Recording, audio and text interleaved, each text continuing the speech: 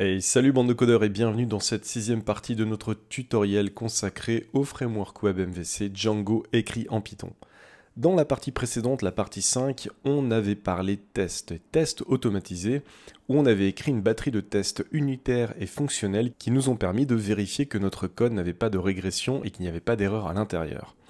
Dans cette sixième partie, on va parler de l'interface d'administration. Alors, on avait déjà commencé à créer notre interface dans la partie 2, mais il vous a peut-être pas échappé qu'elle était pas vraiment complète. Il manquait pas mal de choses et il y avait vraiment possibilité de l'améliorer. Et c'est ce qu'on va faire dans cette sixième vidéo. Allez, on est parti. Mais avant qu'on commence, vous connaissez la musique. Si vous aimez le contenu que je vous propose, n'hésitez pas à le liker. Rejoignez également la chaîne en vous abonnant et en activant la cloche des notifications. Enfin, si vous voulez soutenir mon travail, vous pouvez le faire sur la plateforme Tipeee en descriptif de la vidéo.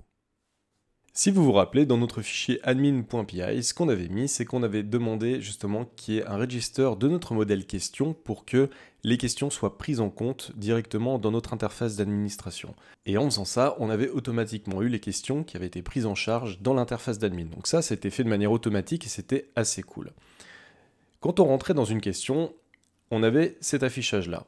Nous, ce qu'on va faire, c'est qu'on va un petit peu customiser ce type de page. Ce qui se passe, c'est que ici, par exemple, par défaut, Django va afficher les champs de la manière dont on les a créés dans notre modèle.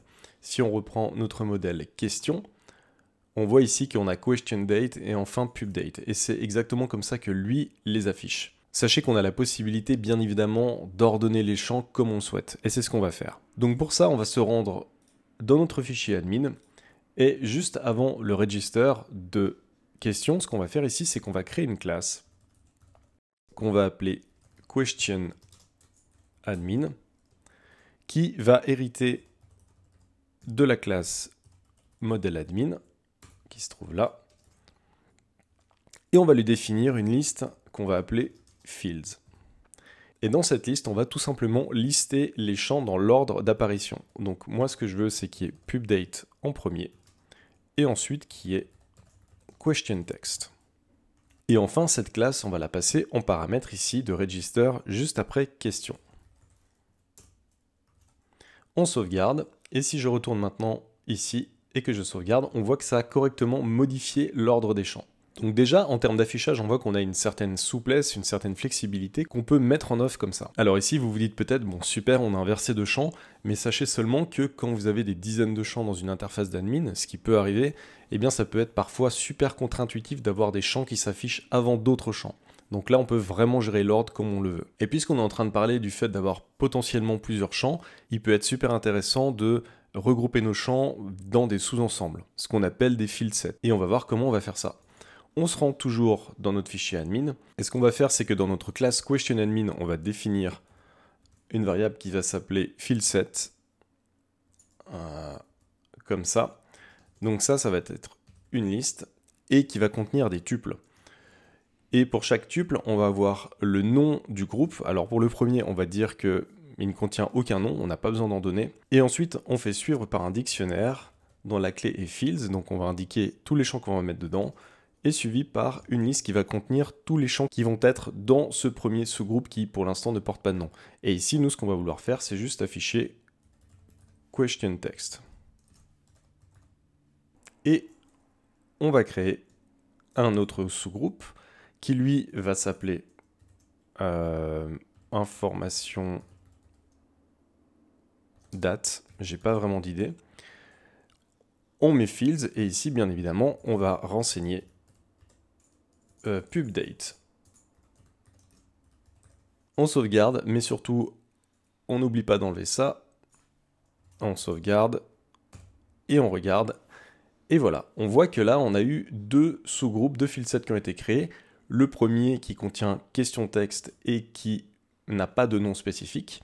Et le second qui contient la date de publication avec le nom information date qu'on a rajouté ici. Alors on commence à améliorer notre interface, mais évidemment, il vous aura pas échappé, déjà peut-être même dans la deuxième vidéo, que ici on a la possibilité de gérer uniquement les questions. Si on voulait gérer les choix, on aurait dû passer par notre shell, alors vous savez l'utiliser maintenant, mais il faut bien avouer que c'est pas pratique et que l'interface d'administration semble vraiment incomplète. Donc ce qu'on peut faire, c'est qu'en retournant dans notre interface d'admin, on a la possibilité aussi de faire un register de notre modèle choix. Et c'est ce qu'on va faire. On va rajouter admin.site.register et ici on va mettre choice. Choice, il faut qu'on l'importe. Et voilà qui est fait. On sauvegarde, je reviens ici, je refresh, et là j'ai bien Choices qui apparaît. On va regarder un petit peu ce qu'il propose. Quand je viens ici sur Choices, donc j'ai toute ma liste de choix, c'est pas super facile, c'est pas super pratique à comprendre. Mais si je rentre par exemple dans un choix en question, ici, on voit que automatiquement il a été lié à une question. Django est assez malin pour savoir que comme on a défini qu'il y avait une relation entre ces deux modèles, quand on rentre à l'intérieur d'un choix, il sait à quelle question il appartient. Et il va créer automatiquement une select box qui va permettre éventuellement de changer la question à laquelle ce choix appartient. Et on va même pouvoir, à la volée, créer une nouvelle question. Ça va rajouter une modale ici. Ça va créer la nouvelle question. Et ça va la mettre automatiquement dans la liste. Alors on voit que c'est possible de créer une interface d'administration pour les choix comme ça à la volée, mais on doit bien avouer que c'est pas du tout pratique. Si je veux créer une nouvelle question, il faut que je crée ma question ici, ensuite il faut que je vienne dans choix, que je crée mon choix, que j'attribue la question, bref, on voit qu'il y a quelque chose qui va pas bien. Donc ce qu'on va faire, c'est qu'on va améliorer tout ça de manière à ce qu'on puisse, bien évidemment, sélectionner des choix ou créer des choix depuis la création d'une question. Alors on revient ici, et ce qu'on va faire évidemment, c'est qu'on va enlever cette partie-là, parce que c'est pas pratique du tout. Et on va créer quelque chose de nouveau. Juste avant notre classe QuestionAdmin, on va créer une nouvelle classe qu'on va appeler Choice Inline. Et en fait, ça va hériter d'une classe d'administration qui s'appelle Stacked Inline. Et vous allez voir dans un instant à quoi ça va nous servir. Et là, en fait, on va définir deux propriétés de deux variables de classe de cette classe. On va définir le modèle. Sur quel modèle doit se baser cette classe? Et bien évidemment, nous, c'est sur le modèle choice. Et extra, c'est le nombre de champs de type choice qu'il va falloir créer. Nous, on va dire qu'il y en a 3 qui vont être créés. Et enfin, ici, dans notre classe QuestionAdmin, tout ce qu'on va avoir besoin de faire, c'est de rajouter une variable de classe qui s'appelle inlines. Et je vous le donne en 1000. Ici, on va créer une liste qui va contenir notre classe. Et notre classe, c'est choice inline. On sauvegarde, on retourne sur notre interface d'admin et on va aller dans questions. Évidemment, ici, il n'y a rien qui se passe, mais si je rentre dans une question et que je descends un petit peu, là, vous voyez qu'on a un nouveau field set qui a été créé qui s'appelle choices et on a justement nos choix qui existent déjà. Donc on a fromage et dessert, et on a 3 extra champs de type choice qui ont été créés à la suite. Donc ça, avouez que c'est quand même vachement plus pratique, beaucoup plus utile pour pouvoir créer des choix à la volée quand on crée une question. Ça faisait aucun sens de créer une question d'un côté, après aller créer des choix liés à cette question, bref c'était une perte de temps et c'est vraiment pas user-friendly. Donc maintenant, tiens, on va essayer, on va créer une nouvelle question. On va dire, quel est votre sport ? Tac, tac. Ça c'est bien pratique, on n'en a pas parlé, mais automatiquement, bien évidemment, quand on crée des champs de type date field avec l'heure, Django rajoute automatiquement ces petits liens. Ça c'est quand même super pratique de ne pas avoir à saisir manuellement ou d'aller dans le calendrier pour mettre la date et l'heure. Le choix numéro 1, donc on va mettre judo. Ici on va mettre football. Et dans le choix numéro 3, on va mettre natation. Hop. Et là, en fait, on va pouvoir enregistrer. Tout va être enregistré automatiquement. Voilà. Si on retourne dedans, on voit que tout a été enregistré. Et on a toujours les 3 extra fields qui apparaissent au cas où on voudrait justement noter quelque chose d'autre. Donc ça, c'est quand même super pratique. Il y a peut-être juste quelque chose qu'on peut améliorer. Et ça, vous vous en rendez compte en regardant ce que je fais. Peut-être même aussi de votre côté. J'espère que vous refaites ce tuto chez vous. C'est que ça prend quand même vachement de place. On va pas se le cacher, c'est pas super optimisé. On va avoir une possibilité avec Django, encore une fois, merci Django, de faire afficher ces données sous forme tabulaire, donc sous forme de tableau pour que ça prenne vachement moins de place. Et c'est ce qu'on va faire maintenant. Donc on retourne dans notre code et vous allez voir que ça va se faire super rapidement. Donc là, la seule chose qu'on va avoir besoin de faire, c'est plutôt que de faire que choiceInline hérite de la classe stackedInline, elle va hériter de la classe TabularInline. On sauvegarde, on retourne sur notre interface d'admin, on refresh, et là, automatiquement, on voit que ça nous a affiché nos choix de manière tabulaire et c'est quand même vachement plus pratique. On a bien évidemment la possibilité de dégager les choix là. De toute façon, les choix qui sont rajoutés ici de manière temporaire dans l'interface d'admin ne sont bien évidemment pas enregistrés dans la base de données. Vous voyez que c'est beaucoup plus clair. Maintenant, il y a peut-être aussi une vue qu'on va pouvoir modifier qui vous paraît peut-être un petit peu bizarre, c'est la vue index des questions. Voilà, quand on arrive là, c'est pas super pratique, on voit pas tout facilement les choses et surtout ça manque d'informations. Ce qu'on va faire ici également, c'est qu'on va pouvoir l'améliorer, cette vue. Par défaut, ce qui se passe, c'est que ici Django va afficher les données avec la méthode str. Vous savez, la fameuse méthode qu'on a redéfinie dans notre modèle. Si on vient ici, on voit, voilà, on avait dit dans notre méthode str qu'on devait retourner question text, ce qui est quand même vachement plus parlant que l'objet question lui-même. Mais nous, on va vouloir aller un petit peu plus loin. Donc pour ça, on va aller encore une fois dans notre fichier admin.py. Et donc question admin, ici en dessous, alors je vais mettre un petit peu... Alors encore une fois, c'est peut-être mon défaut de sauter trop de fois de ligne, mais j'aime bien quand c'est assez clair, que les blocs soient bien séparés.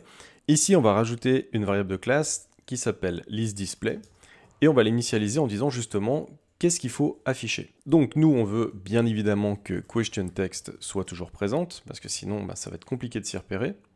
Mais on veut également qu'il nous affiche la pub date, la date de publication. Et on veut également, et c'est ça qui est cool, c'est qu'on peut lui demander qu'il nous affiche le retour de notre fonction was published recently. Il faut bien aussi que cette méthode serve à quelque chose d'autre. Alors, on sauvegarde, on retourne sur notre interface d'admin et on va rafraîchir notre page. Et là, vous voyez automatiquement que ça nous a rajouté nos deux colonnes. Ce qui est cool, c'est qu'on peut cliquer sur les colonnes pour trier. Donc ce sont voilà, des colonnes qui sont triables, donc par date, voilà, date décroissante, par la question. Donc là, on voit aussi que ça présente de manière textuelle seulement le was published recently et qu'il n'est pas triable. Et ça, c'est pas très beau. On va essayer de modifier ça de manière à ce qu'on ait quelque chose d'un peu plus visuel et qui apparaisse pour que ce soit plus facile à lire pour nous. Typiquement, on va pouvoir essayer de faire afficher des icônes à la place de true ou false et on va essayer de faire en sorte que ça se renomme aussi comme on le souhaite. Donc pour ça, on va utiliser ce qu'on appelle un décorateur. Un décorateur, ça va être une fonction qui va modifier le comportement d'une autre fonction, pour résumer. Donc on va retourner dans notre code, et plus exactement dans le modèle, et en fait le décorateur, il faut qu'il précède justement la fonction dont on veut modifier le comportement. Donc nous ici, juste avant le was published recently, on va préciser quelque chose. Ici, j'ai importé admin à ce niveau-là, et en fait, le décorateur s'écrit avec un arrobase. Ici, on va mettre admin, et nous, ce qui nous intéresse, c'est display. Donc ça, en fait, c'est une fonction qui va prendre plusieurs paramètres. Le premier paramètre qu'elle va prendre, c'est que... Alors, je vais indenter correctement, voilà. Est-ce que c'est de type booléen? Et nous, bah oui, effectivement, puisque ça renvoie soit true, soit false. Donc c'est effectivement un type booléen. Ensuite, ordering. Sur quoi est-ce que ça doit être basé pour pouvoir mettre en ordre ça? Donc nous, on va s'appuyer sur le champ pubDate. Et enfin, la description, ça va être justement le nom de la colonne. Et nous, ce qu'on va mettre, c'est publié récemment. On sauvegarde ça, on retourne dans notre interface d'administration, et normalement, voilà, si on rafraîchit, on voit que c'est quand même vachement plus lisible et vachement plus clair. On voit que dans notre liste, il n'y a qu'une seule question, celle qu'on vient de créer à l'instant dans cette partie. Quel est votre sport qui a été publié récemment? Donc ça, c'est quand même vraiment cool. Une chose encore qu'on peut faire pour améliorer notre interface d'administration, c'est créer des filtres. Et vous allez voir que c'est super simple.